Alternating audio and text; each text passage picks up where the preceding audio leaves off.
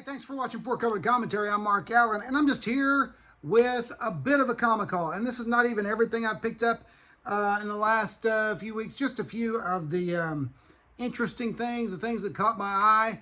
The things that catch my eye are not always old stuff. Sometimes they're modern age as well, which all of these are going to be modern age, and some of them are the recent few years, last few years. Some from the 90s, just various stuff. So we're going to start with a couple of, here's something that I can claim. Still, I will read these, but I want to get the whole story. But I've never read a Gen 13 comic all the way through. Even though I do like Scott Campbell's art, and always thought he was one of the best things to come out of the, ultimately to come out of the image movement, what I'll call the image movement, the artist-driven era of comics. The 90s. But anyway, what this is a couple of 1996 issues of Gen 13. It's there's more to the story. I did get parts A and B. They were numbered 13A and 13B, and they've even got different cover dates or cover months. 13A came out in August, and 13B came out in October. Now, I'll show you 13B first, because this is why I got it. And these are, by the way, these were $1 flea market pickups. And I got it because of this great grunge bone cover, okay? So you got grunge and bone there, seemingly surrounded by some of the rat creatures. And and I thought, well, that's kind of cool, but that's probably, who knows if it has anything to do with the story. Maybe it's just an homage of some type. But what it is it did turn out to have something to do with the story. I haven't read all of the story yet, but I'll break it down for you a little bit. Basically, at Grunge and the crew, I don't even know all of the names of the Gen 13 characters. I know Fairchild and Grunge. That's it, okay? But they're all at the mall, and Grunge is there to get a super rare, now this was 96, mind you, a super rare chromium cover comic book, okay? Only one per city, supposedly. And so it starts there. And through a mishmash of events, there is a bunch of really cool crossovers in this Gen 13 book where Grunge comes into contact with, among others, Archie and the crew. Archie and the gang. Okay, they're not a crew, they're a gang. There you go. So he's hanging out there with Archie and the gang, even having a bite to eat with Archie, with the Jughead there, and Archie and the gang there. Then you have, let's see, you got more going on there with Archie and the gang and Grunge, and then it's continued in 13B. And that was the one, of course, like I said, that caught my eye. There is at least one other, 13C. I'll need to get a hold of that. So 13B opens with Grunge picking up a bunch of, now I should remind you, this isn't necessarily reality, in Grunge's reality, but he's approaching a pile of junk with a bunch of toy or stuffed Teenage Mutant Ninja Turtles, and they take on a real appearance, and he ends up talking there with the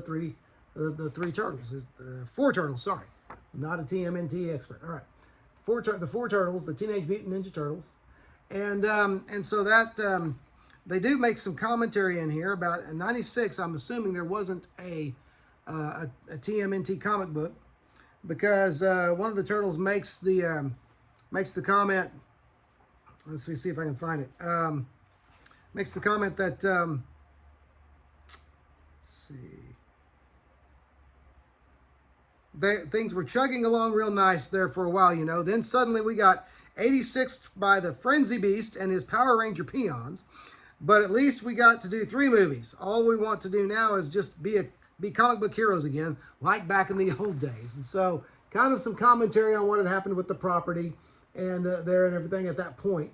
But so they're kind of a neat scene in the book. And again, I haven't read all of it yet, but there's Grunge throwing down with some rat creatures, okay?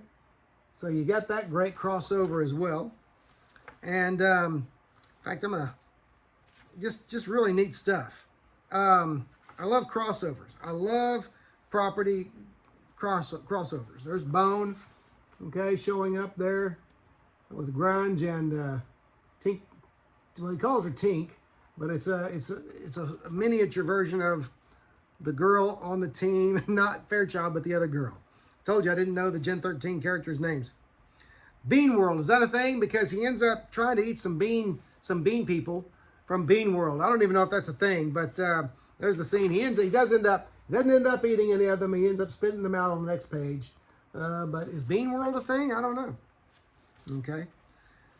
But here's another cool image. You have an image here of Savage Dragon has just tossed the Hulk and Wonder Woman out of some club. Right there. Good look at that. All right. And his commentary is, I told you guys for the last time, you got to have a sense of humor if you want to fit in around here. So at the time, you know, the Marvel and DC comics were quite serious already. They'd gotten pretty serious, and Image always kept an air of humor around.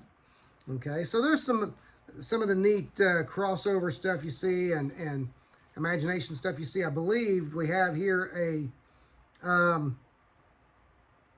I think we have a caricature here of Jim Lee. Okay, and they're in I believe that's a caricature of Jim Lee, and he's wearing a hat with the Fantastic Four emblem on it. So I think this was some commentary of Jim Lee going and working for Marvel, perhaps. I don't know. I get the feeling that there's some significant commentary in this story. Okay, and again, and then one Spawn. I'll just tell you, Spawn's on this next page. That's not the big. That's not another cool crossover, but this is. Got Madman showing up in the comics. So I'm anxious to get 13C and D, if there is one. I don't know. I have to check. But and read the whole story. So I just thought I'd show you that. That's kind of cool. All right, a few others here. What they call a postcard cover. Just thought this was neat. Greetings from the Savage Land. This is I believe this is a Peach Momoko cover. But I thought that was cool. Okay, it's not even a Savage Land comic book. What is it? It is an X book of some type. I didn't even care. I got it cheap, so there you go. I love that Momoko Savage Land postcard image there. All right. I don't even have a lot of Peach Momoko stuff, but there you go. Got this one. I didn't take all of these out of the bags. Got this one because this is, I don't remember when Hammer of the Gods was put out there. I know it was, let's see. I'm looking. I should look all this stuff up before I do this. Well, I can't. I hate when there's no date in the indicia or whatever you call it. I'm looking. Well, you guys can do your own homework on that. This is a first print, however, and I got it though because it's a Frank Cho cover. That's a beautiful cover. It's early because I really believe this is either 90s, late 90s or early 2000s. But Hammer of the Gods #1, and I never read that. That was one of those stories that I always heard was so good. Never read it, so I got issue #1, and I'll see if I can get the others. Michael Avon Oeming doing the writing, and Mark Wheatley doing the art. Now, if you got Mark Wheatley art, you've got great art. Okay, so I'm going to be chasing down the other images or the other issues of that. I know some people would say, why don't you just look for the trade paperback? Because I like the floppies. What can I tell you? All right, some covers here that I picked up because of the covers. Arthur Adams, one of my all-time favorite artists, and now, sadly, I don't think he does a whole lot of interiors, mostly just variant covers or regular covers, but Original Sin #2. Original Sin #2 variant. Amazing Hulk image there by Arthur Adams. Always loved Adams' detail, and of course I have a Batman, original Batman by Arthur Adams I got all the way back in 1997. #3, another cover by Arthur Adams. That one's still in the plastic, but great stuff there. Obviously the one where the shows the Watcher who's been murdered. Okay. Someone murdered. I'm not sure anybody should have ever been allowed to murder the Watcher. Just doesn't seem right to me. Doesn't sit right. All right. I got this great, I'll take this one out. Got this great Ghost Rider, Spirits of Ghost Rider Blaze, Spirits of Vengeance number 12 from, this was from 1993. This was a glow-in-the-dark cover that I didn't even realize existed. It had flown under my radar, but did they get that great glow-in-the-dark cover with Vengeance on the front? So, and it does glow. I've checked it out, and I love the glow-in-the-dark covers.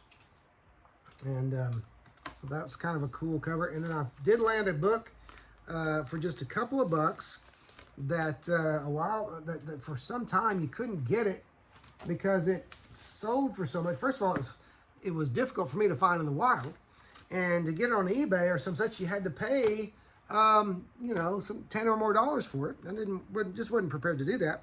But I found this one for $2, $1.99 basically. This is the Sensational She-Hulk, number 50 from 1993. This is the green foil edition, and I've wanted that. I had it back in the day. I mean, I bought it off the rack, so I had it back in the day. But I wanted, you know, me and foil, me and comic cover bling. I love it. So there you go. Finally got that, and for $2, I just wasn't about to grouse. That's less than the cover price. The cover price was $2.95. So there you go. Now, this next couple of books, this next book, I've never heard of this. This is called The Gravediggers Union, and this is let's see when it came out. I don't remember when it came out. I don't know who out there. Well, if you have read this, I'd appreciate you commenting on. I'm going to read it, obviously, but I appreciate you commenting on it and what you know about it. I mean, without giving anything away, you know, any plot points. Let me just check the publishing date. 2017, so not very long ago. I mean, to an old guy. This is the Gravediggers Union. Retail Incentive is number 1. Lots of foil in that title there, and that logo. Love that gold foil. And I know it's retailer incentive because it said so on the sticker there. Okay. Got this for just a couple of bucks. Thought that was a good buy. No, you know what? This was no, I got this for less than $2. I'm not going to say it was cheaper than $1. I'll say $1.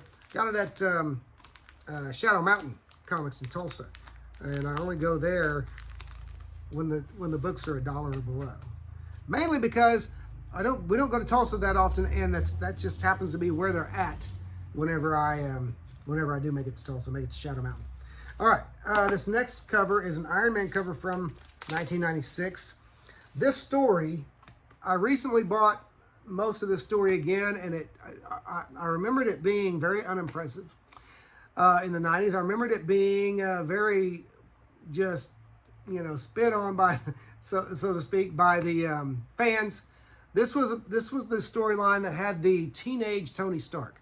I don't really even remember how all of that happened, but there was a teenage Tony Stark. The one bright spot to come out of this, besides some of the Jim Calafiore art in a couple of the issues, but was this Calafiore cover with the two Iron Men going at it. And that was a great cover. And I thought, you know what? I'll pick this one. I actually picked up for 50 cents. And I love that cover. I always liked Calafiore's art. I discovered him really when he was doing Aquaman back in the 90s. But really like this stuff. And so like that cover. And so anyway, that was neat. I liked the eye candy of a great cover, beautiful cover. I believe that was painted, but who knows. And then lastly, something I don't have very much experience with, so feel free to you know, tell me what they're, you know, if they're worth anything, if they're not. I don't even know if this is a German or Swedish reprint. It is a 1983 publication. I'm sure it's, well, you know, the looks of it, I'm not sure it's even reprinting a story. It definitely uses a Gil Kane cover. I'll show you the interiors and you can tell me, maybe someone can tell me who the artist is. But here's the cover.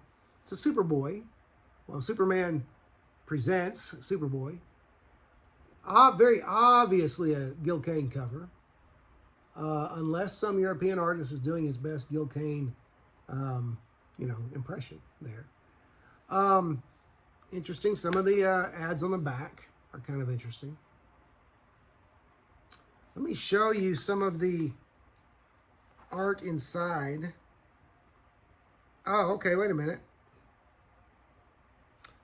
I can't read this. Okay, text Paul Kupperberg. So I'm going to say writer called Paul Kupperberg.